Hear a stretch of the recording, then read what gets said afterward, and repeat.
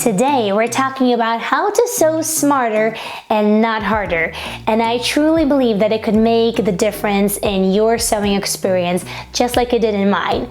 And like you guys, I absolutely love to sew. I could spend hours, I could spend days behind my sewing machine. But in reality, we all have families, we all have friends, we gotta eat, we gotta sleep, we gotta go to work, and it leaves about this much time for sewing. So the real question is, how can we combine creativity and efficiency and make it in one so that we still enjoy our hobby, so that we still feel creative and fulfilled by our passions, but we also get handmade garments that we can actually wear and the wardrobe that is actually functional. So I'm sharing with you 4 tips that really helped me to get that system down, to really truly sew smarter and not harder. So let's get started.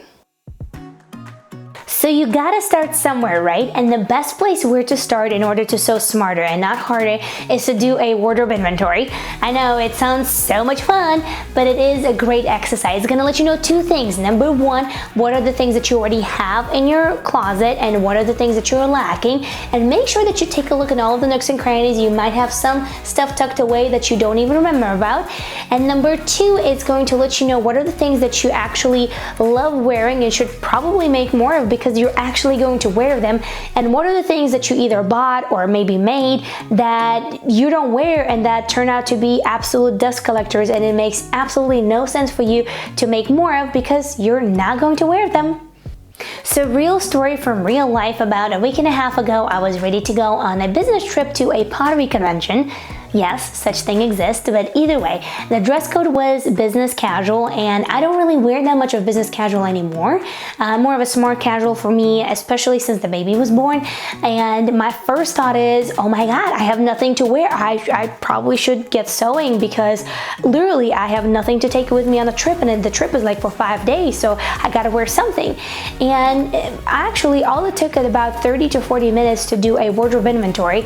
And when I say wardrobe inventory, I don't mean that you have to write down every single little piece you have. All I mean by that is open up your wardrobe, take a look at what do you have inside, what can you actually combine together, and I guarantee you, you can find something that you can actually wear and put together that looks absolutely fabulous. And you will probably say, but I love to sew, you know, why can't I sew more instead of, you know, looking to combine things together?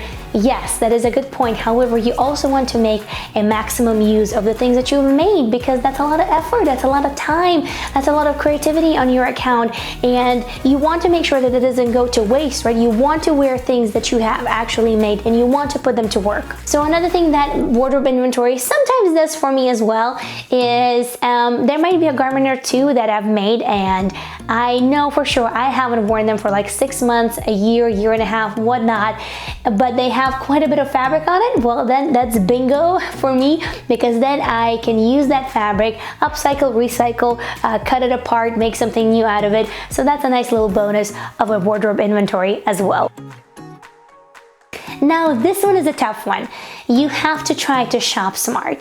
And what I mean is that when we actually make our own clothes, it feels like the act of buying and shopping for the garments in the stores that gets eliminated.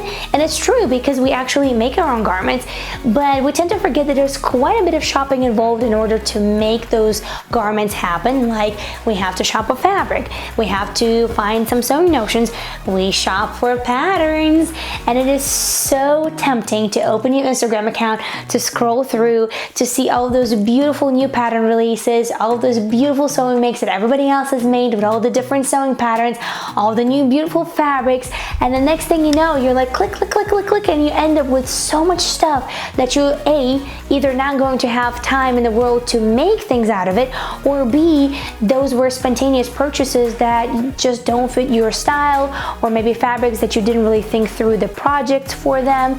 And that's where the closet or wardrobe inventory really comes in handy, because remember, it's gonna let you know what you actually need or lack in your wardrobe, and it's also gonna let you know the garments that you really love and wear and should make more of. Hence, you might look at the similar patterns or patterns that are a little bit different, just to keep it more interesting.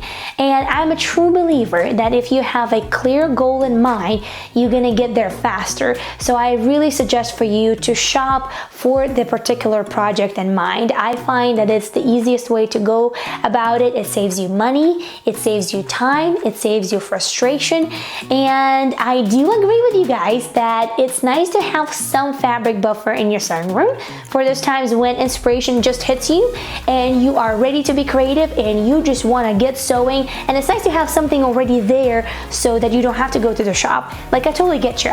I absolutely agree with you, but it does not involve stacks and stacks of patterns and fabric, at least in my opinion. And it might save you a dollar or two, and also a little bit of time, and it will allow you to sew smarter and not harder. So the next step is easy as that. Just sleep on it. And like, what in the world do I mean by that? Well, whether you're buying a fabric or a pattern, or you are ready to get sewing and make something, give it a little bit of a thought. Let it process in your mind, because a lot of times when we're spontaneous and it's like impulse make or impulse buy, we make or buy something that we actually don't need.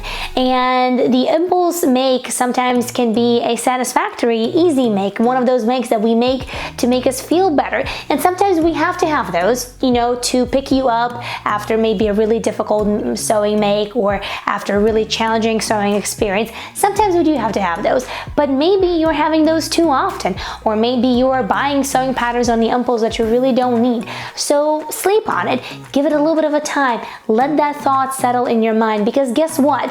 If you're making things that you're not going to wear, not going to use, it's just your sewing time wasted, really. Yes, you're still sewing, you're still doing something that you absolutely love, but that garment is done. It's not going to be much use to it, and it really hurts. It really hurts when your labor of love just sits there on a shelf, collects dust. Again, remember step 1 and remember step 2. Shop smart and do your closet inventory. That is really going to help you spend more quality time sewing something that you're actually going to love and wear.